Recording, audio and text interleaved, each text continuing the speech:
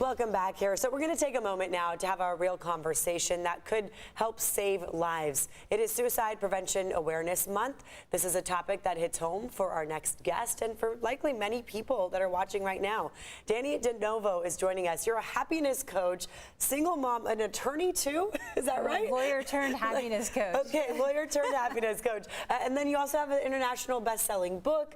Tell us how you, first of all, got into all of this. I mean, to become a happiness coach. I'm so curious. Well, I was living the life that I thought everyone was supposed to live. I had the job, the house, I was married, and then I had my daughter.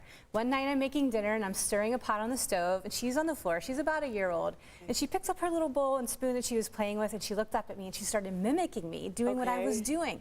Yeah. And at first I thought it was the coolest thing I ever saw, but then I got faint. I almost fainted on top of her and I got nauseous because I realized she was copying everything that I was doing. And I was teaching her how to live a very lonely, depressed, and miserable life. And so I sat down next to her. I made the promise right then and there I was going to learn everything there was to know about being happy so I could teach her. Wow. I didn't think I was wired for it, but she was going to learn how to be happy. Okay, so it's your mission for your daughter, but now so many people are benefiting because of your important message, right?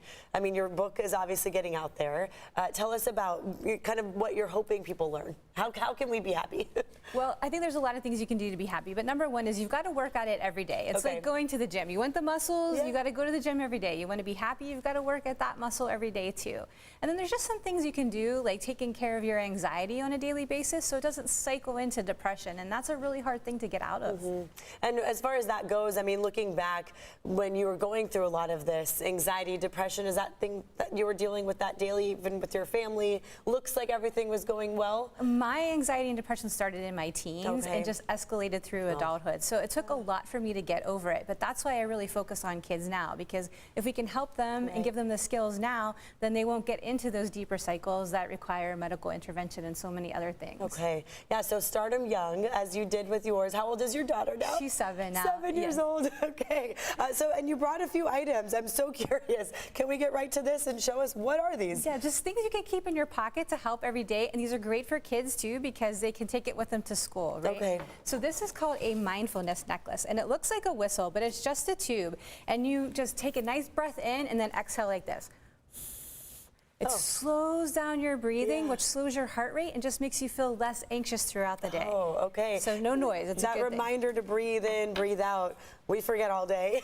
We do. To think about don't pay attention to our breathing until we can't breathe, right? Yeah, that's a really good one. Now this is my lip balm. I keep this with me everywhere, and there's a reason that us girls reapply our lipstick up to 13 times a day. Oh my goodness. Because when we put this on, it triggers our parasympathetic nervous system, which is our calming mechanism. It just makes us feel grounded and at ease. This is why I love to put on lip balm. Yes, exactly. Okay, especially the coconut flavor oil. Well, the smells help too. The smells are very good, yes. Okay, how What's about this? a makeup brush? I have one of those, you could just have a feather in your pocket, and you're just gonna lightly go like this against your ear, and that little sound, that little rustle is so soothing, especially for younger kids. Okay, so have one of those, which I think a lot of younger kids, especially girls, would love to have a makeup brush, right? Yeah, it allows them to be a grown-up for a little bit. Put it in your pocket. Yeah. Now this is probably not the best for school, but it's fun, and I think when you're having fun, you're less anxious anyway. This is just a harmonica.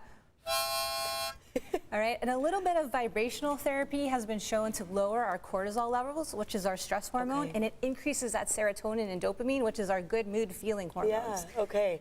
And the sound just makes me instantly smile, so thank you for that.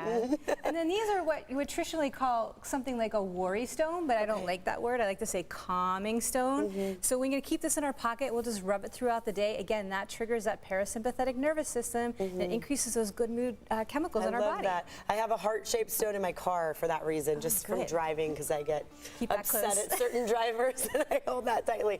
Where can people go to get your book? What's the name of it, by the way? My book is called Get in a Good Mood and Stay There. You can find it on Amazon or on my website at DannieDeNovo.com. Dannie, thank you very much. Some great tips for all ages, I think. So thank you for being here with us. It's an important conversation to have. It's so good to be with you. Stay happy.